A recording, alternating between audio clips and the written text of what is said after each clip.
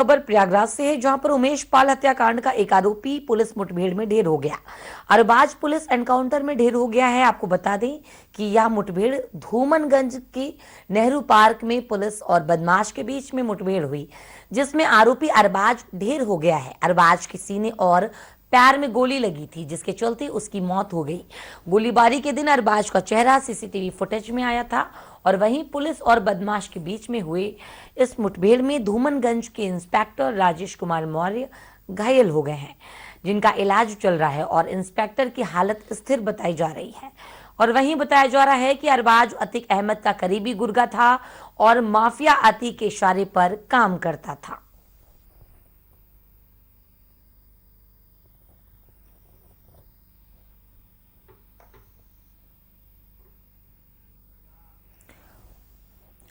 तो प्रयागराज से आपको ये बड़ी खबर बता रहे हैं, जहां पर मुठभेड़ में एक इंस्पेक्टर भी घायल हो गया है। उमेश हत्याकांड में मुठभेड़ में इंस्पेक्टर राजेश मौर्य को भी की हालत जो है वो अभी स्थिर बताई जा रही है। हमले के दिन अरबाज फरार चल रहा था। सीने और पैर में गोली लगने से आपको बता दें कि काफी चोटें आई हैं। यह अहम जानकारी आपको प्रयागराज से दे रहे हैं, जहां पर आरोपी अरबाज पुलिस एनकाउंटर में ढेर हो गया है।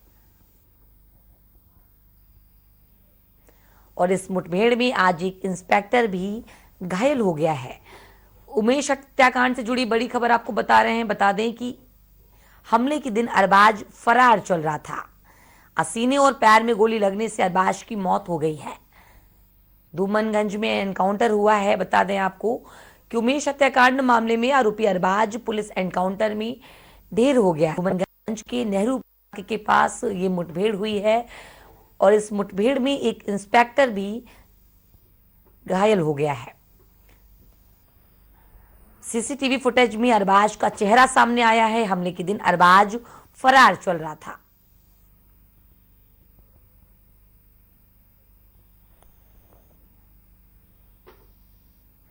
मुठभेड़ के दौरान घायल अपने साथी को देखने और उनका हालचाल जानने के लिए पुलिस कमिश्नर रमित शर्मा स्वरूप रानी अस्पताल पहुंचे और अपने साथी का हालचाल जाना। ये तस्वीर स्वरूपुरी रानी अस्पताल की है, जहां पर पुलिस कमिश्नर अस्पताल पहुंचे और मुठभेड़ में घायल इंस्पेक्टर का हालचाल जाना। बता दें कि शुक्रवार को प्रयागराज में गोलीबारी हुई थी, जिसमें अधिवक्ता उमेश पाल की गोली मारकर हत्या कर दी गई थी और साथ ही उमेश की सुरक्षा में तैनात 2 गनर को भी गोली लगी थी, जिसमें एक गनर की इलाज के दौरान मौत हो गई, जबकि दूसरा गनर गंभीर रूप से घायल हो गया है, जिसका इलाज लखनऊ के एसजीपीजीआई में चल रहा है।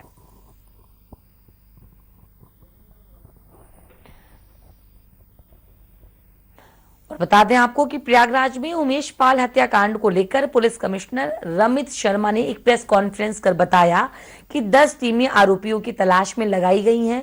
50,000 का इनामी बदमाश अरबाज पुत्र आफाक मुठभेड़ में के दौरान ढेर हो गया है। मुठभेड़ में मारे गए अरबाज की उम्र महज 25 साल थी। कार से हथियारों को अरबाज लेकर गया था। अरबाज के पास से 32 बोर की पिस्टल बरामद की गई है। और वहीं दूसरी ओर उमेश पाल हत्याकांड मामले में एक और आरोपी सदाकत खान को गिरफ्तार किया गया है। सदाकत खान इलाहाबाद विश्वविद्यालय के हॉस्टल में रहता है और यहीं से उमेश पाल हत्या की साजिश रची। सदाकत मूल रूप से गाजीपुर का रहने वाला है। सदाकत ने शूटर को सुविधाएं उपलब्ध कराई हैं। पुलिस मुठभेड़ के दौरान मारा गया अरबाज हमले में शामिल था। अरबाज गाड़ी को चला रहा था, ऐसा बताया जा रहा है। पूछताछ होने के बाद आज जो है दोपहर में इनकी गिरफ्तारी की गई और इनके द्वारा काफी महत्वपूर्ण सूचनाएं दी गई हैं। अभी जो सूचनाएं दी गई हैं वो इस स्टेज पे मैं आपसे शेयर नहीं कर सकता हूं, लेकिन जो इन्होंने सूचनाएं दी हैं वो हमारे लिए महत्वपूर्ण है। एक बार नाम इनका फिर से बता दीजिए। इनका नाम है सदाकत खान। कहाँ का रहने वाला है? सदाकत सनफ शमशाद खान, निवासी 12 थाना गहमर, जनपद गाजीपुर। 12। अच्छा, वैसे आपने बताया इसका रोल क्या था? मैं पूरी बात बता दे रहा हूँ। इनका रोल ये है कि इनका जो मुस्लिम हॉस्टल के अंदर कमरा है, उस कमरे के अंदर साजिश की बात इनके द्वारा बताई गई है और जो उसमें कुछ लोग जो सम्मिलित हैं उनके नाम इन्होंने बताए हैं। उसमें व्हाट्सएप कॉलिंग से जो कॉल आया है और उस कॉल के बारे में इन्होंने कुछ डिटेल्स डाइवर्ज किए हैं। इनकी जो पूछताछ के दौरान इन्होंने सूचनाएं दी हैं, इसके संबंध में पुलिस की टीम के द्वारा इनके रूम की तलाशी ली गई और रूम की तलाशी में कुछ चीज़ बरामद हुई हैं।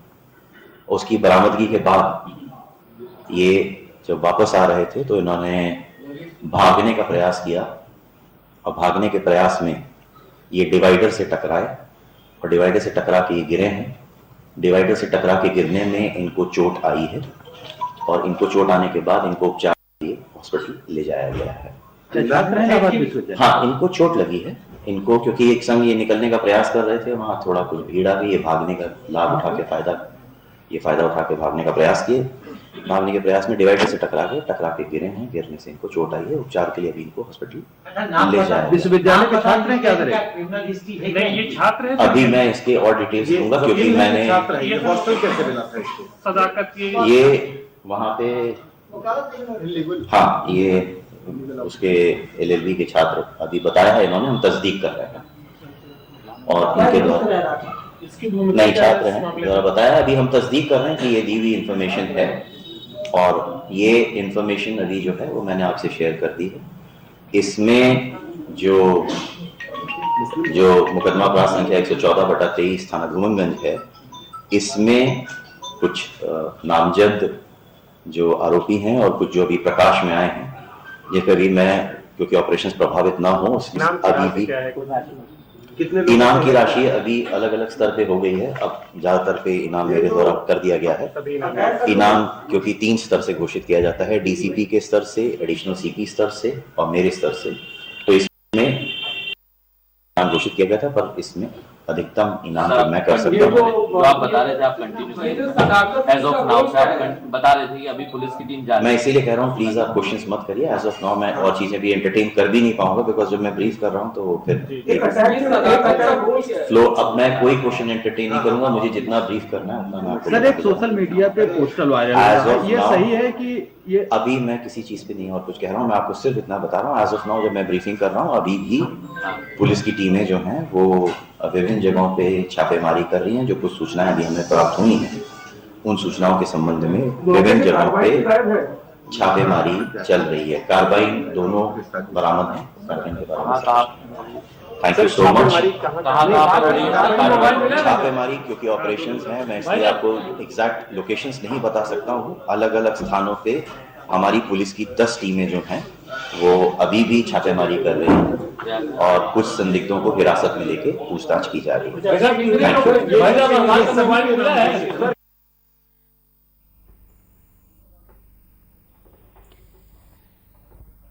तो 50,000 का इनामी बदमाश अरबा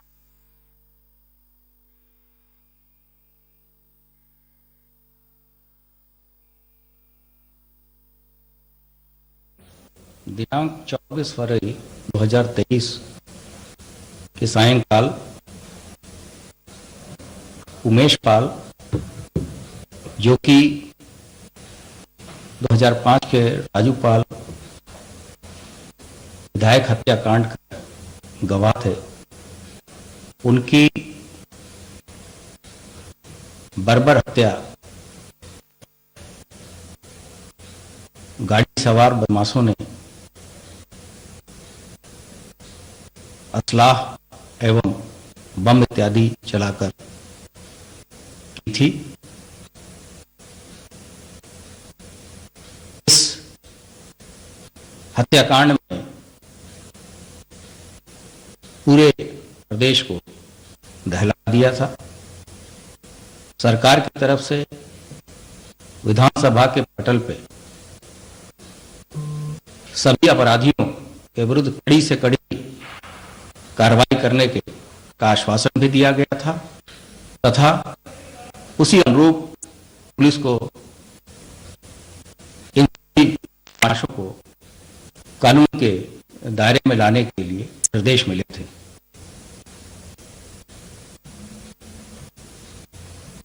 इसी क्रम में आज प्रयागराज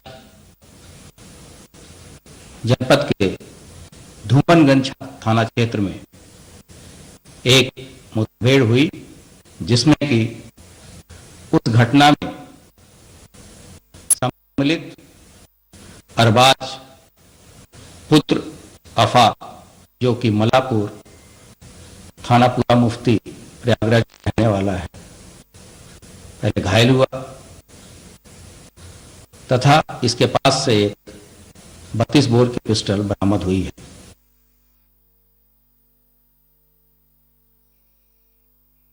और अगली खबर महराजगंज जिले से है, जहां पर प्रयागराज गोलीबारी के बाद आरोपियों की धरपकड़ के लिए महराजगंज की पुलिस भारत नेपाल सीमा पर अलर्ट कर दिया गया है। मुख्य राष्ट्रीय राजमार्ग सहित बॉर्डर क्षेत्र में सुरक्षा एजेंसी चेकिंग अभियान चला रही है। गोलीबारी में शामिल लोगों का फोटो जारी कर दिया गया है। लोगों को दिखाया जा रहा है और उनसे कहा जा रहा है कि अगर इस तरह का कोई व्यक्ति दिखे तो पुलिस को सूचना दें। माना जा रहा है कि उमेश पाल की हत्या करने के बाद अपराधी देश छोड़कर फरार हो सकते हैं, जिसके लिए सीमाओं पर अलर्ट कर दिया गया है। ये तस्वीर यूपी नेपाल सीमा की है, जो महराजगंज जिले से लगती है, जहां पर सघन चेकिंग अभियान चलाया जा रहा है। लोगों को चेक किया जा रहा है, जिसके बाद से उन्हें आने जाने की इजाजत दी जा रही है।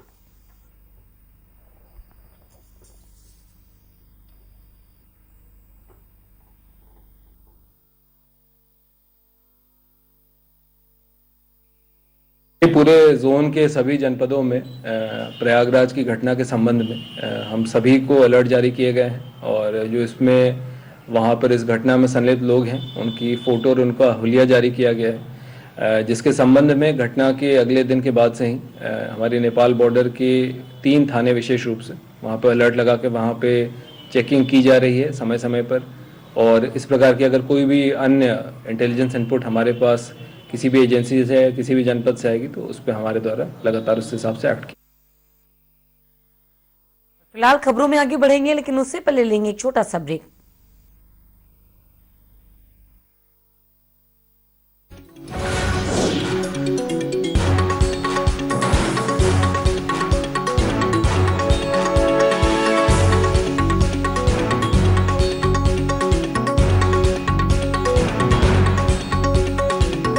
दुग्ध व्यवसाय से राज्य की आर्थिकी को मजबूत बना रही धामी सरकार का लक्ष्य है रजत जयंती वर्ष तक दुग्ध विकास में प्रदेश हो अव्वल और नया कीर्तिमान स्थापित कर